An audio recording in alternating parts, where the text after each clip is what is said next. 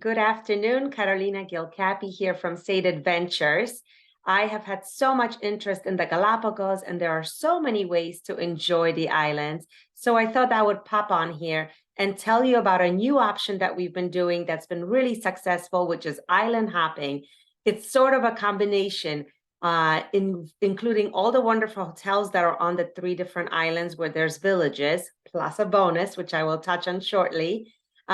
Combined with Quito and the mainland of Ecuador. And then you have a luxury yacht that's taking you from place to place. So we're avoiding expensive cruises, and we are not taking ferries or any backpacker kind of activity here.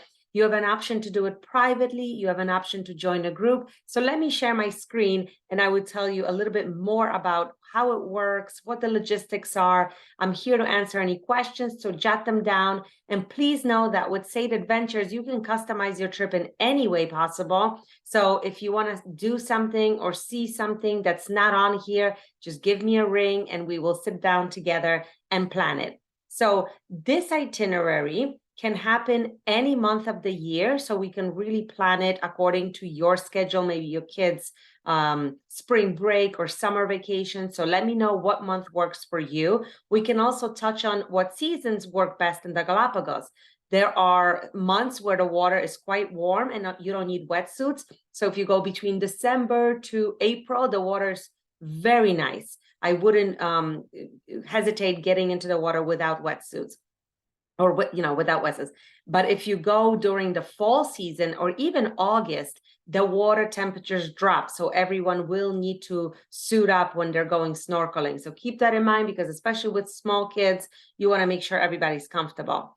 So I will start off the trip in Quito. So you're going to land in Quito. There'll be a State Adventures team picking you up. We'll take you right to town. Plaza Grande is a great historical building that's in the middle of the main square. You can step outside and feel like you're in Ecuador, you're in Quito. You can explore on foot. So we always like to include a very well-located hotel.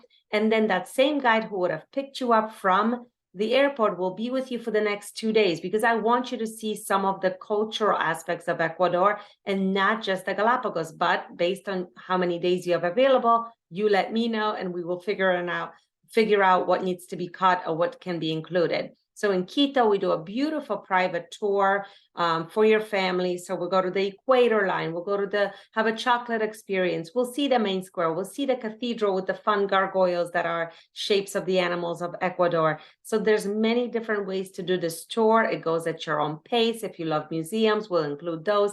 If you want to ride the teleférico, we will do that. We have lunch at the Crater restaurant, which kind of peeks into an active volcano. So that's always fun. And so you really will get a glimpse into Quito and all the highlights, and then spend another night at Plaza Grande.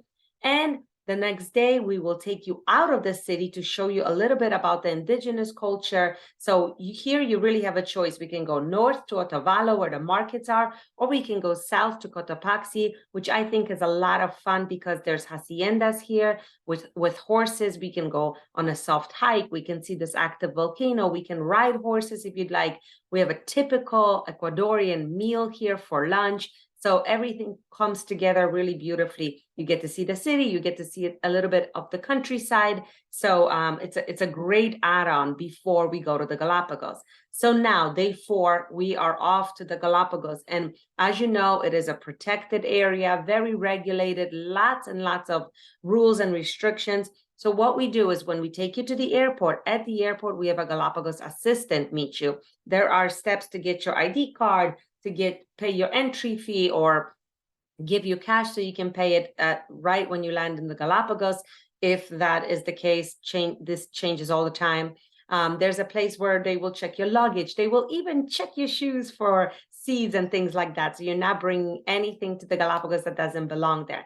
And then you take your flight. It's about a 2.5 hour flight. Everything that I mentioned is included, and you land in the Galapagos. So Galapagos, there's many islands. 3 of the islands have towns or villages on them. That's San Cristobal, Isabela, and Santa Cruz. And on this trip, it is an 8-day, 7-night island hopping. It's kind of unheard of when you come and compare it to pricing of cruises.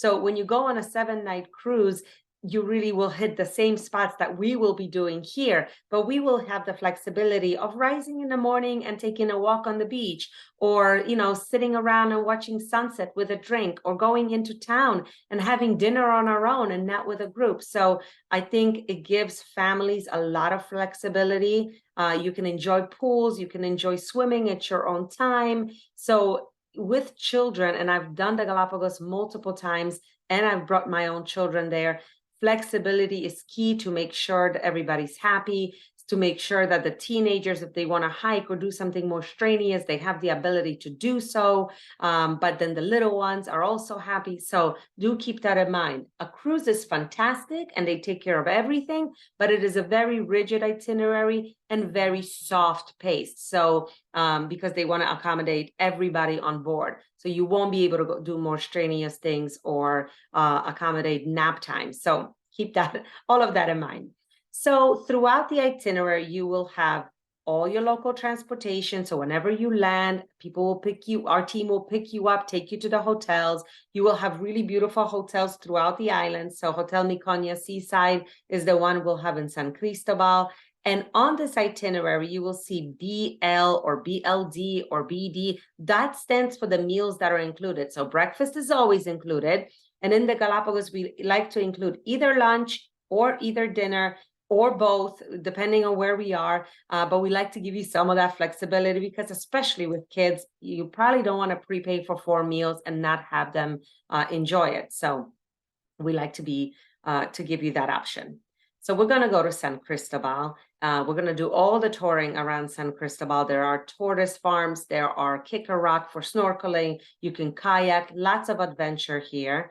And then on day 6, we're going to travel from San Cristobal to Floriana Island. And this is what I mentioned, that little bonus.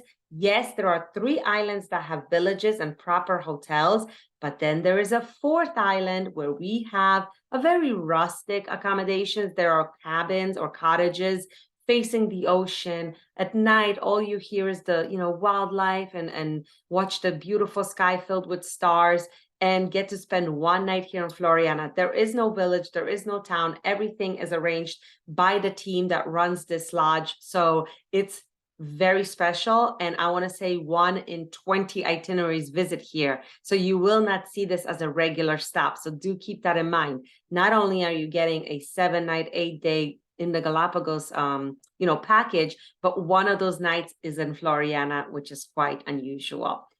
So then you continue on. From Floriana, we continue to Isabela, which is, the most sought after island because it's the most remote. This is the active volcanoes are on there. It's really adventurous. So not a lot of boats go there. You have to be on a week-long cruise to get there. But we will go there. And I wanted to show you this picture.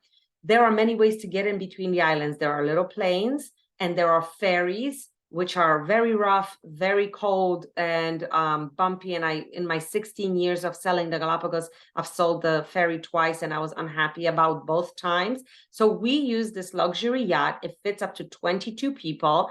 And that's how we travel between the islands. That's how we do the excursions. So there's a there's a chef on board, and he's going to be making snacks and drinks and have hot cocoa when you come out of the cool water.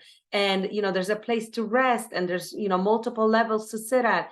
Way more comfortable than a ferry. So keep that in mind. This is the boat we're going to be traveling in between all the islands. So the other hotel is Iguana Crossing. Now we're on Isabela Island. This hotel is great. It's literally built for families right on the beach. You can really enjoy sunrises, sunset, play in the surf, see the sea lions come right up to you. Families love this place. And Isabela, we're going to do all the hikes, all the volcano things that you want to experience. So it's a really nice itinerary, very well organized for you. You have a choice to go to Sierra Negra, which is the toughest hike. So if the family wants to split and dad wants to take teenagers and go on the hike, and mom wants to stay on the beach and enjoy it with maybe the littles or whoever wants to do what, it is possible to do it on this itinerary. So keep that in mind. Very flexible. Water is fantastic. Kayaking is beautiful. We also sometimes offer see-through kayaks, so that's really fun for kids. And then day 9, we're traveling from Isabela to Santa Cruz. And Santa Cruz is the main island. This is the most famous island, the largest villages here. And we will stay right smack in the center of the village. So you're back in civilization and you can, go out for a nice little pizza dinner, whatever the kids want. And then you can go to the market and watch huge pelicans try to steal the fish from the fishermen, and really just be on your own and walk around and enjoy the culture of the Galapagos, which is not possible on a cruise. So the Icala right in the middle, very modern hotel. I was just there last August. So it's a great choice for Puerto Ayora, which is the village. And then, there's so many sites on Santa Cruz besides the tortoises and the caves and the craters. There's also this grutas where you can go snorkeling. It's a fantastic place. And there's a really nice beach as well. So lots to do for everyone. And of course, coffee is grown here. So we always take you to do some tastings. A great family itinerary. So you see, it's day 11 now. So we have now been traveling for 10 days at your pace, based on what your interests are. Then we're going to take you to the airport, fly you to Quito, and from Quito or Guayaquil, whatever works for you, you fly home.